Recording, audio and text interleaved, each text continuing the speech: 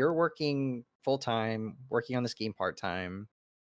Personally, I have days where I finish my 8-hour workday and I can't put a bagel in a toaster. So it's like, what kind of drives you and what motivates you to just get home and I'm gonna crank out this game for another 5-6 hours or whatever, as opposed to, man, I'm really just gonna sit on the couch and eat bagel bites for like a little bit.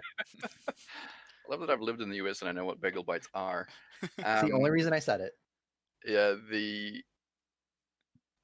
that's a tricky one.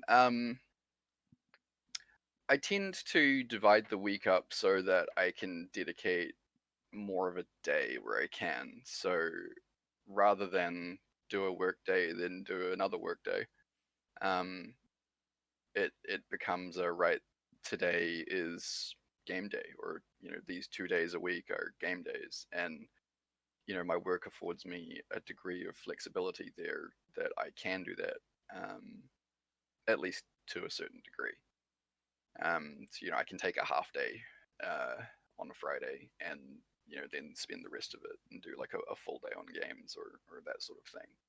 So uh, motivation wise, I think it's just it's you want to create something, and I've talked a little bit about this with a few other developers. Games are fundamentally about telling a story or creating something, communicating with your players, and this is true whether you're making Final Fantasy or Candy Crush.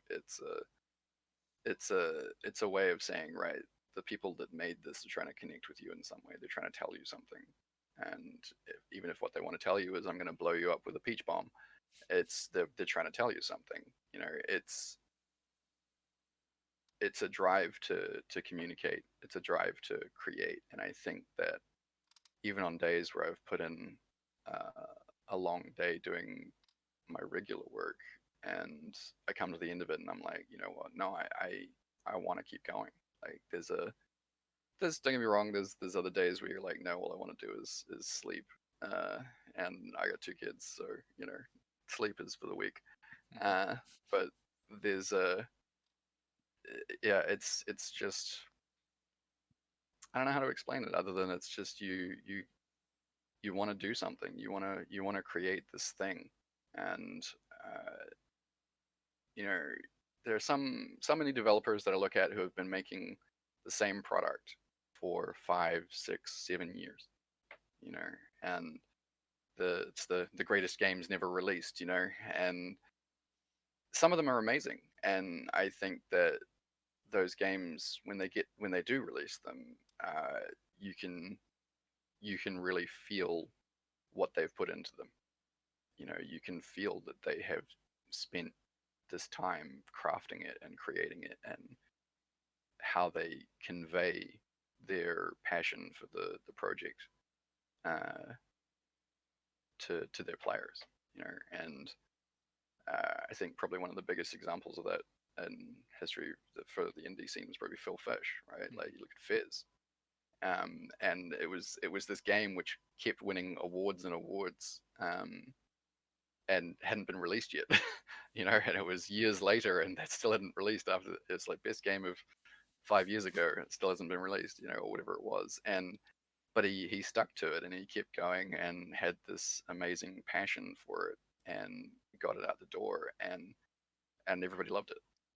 And it was one of those things that I think you can really, regardless of anything else after the fact, like you sit down and you play that game, you can feel how much he wanted to create it. And I think most indie developers are like that. They sit down and they want to create, they want to do something, uh, and it, as much as we're all there to try and uh, you know quit our day jobs and make money making games. And I say all, Look at us. not everybody does, but uh,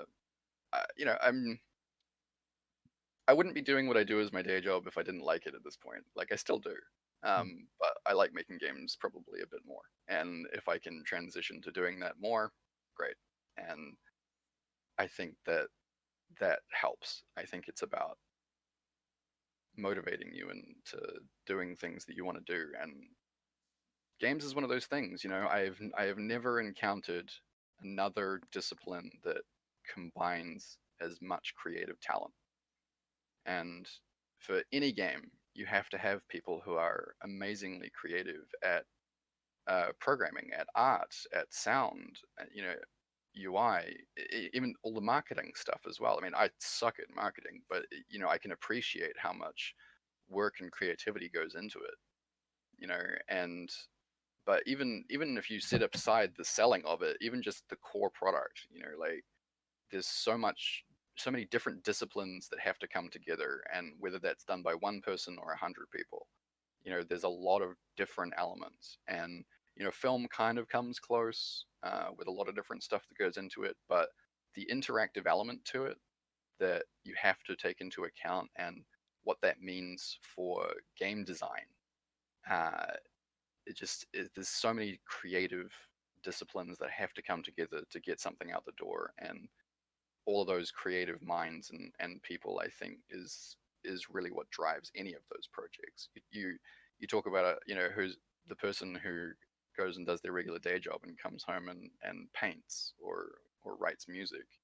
It's the same thing. They do it because they have a drive to create. And I think game developers are the same.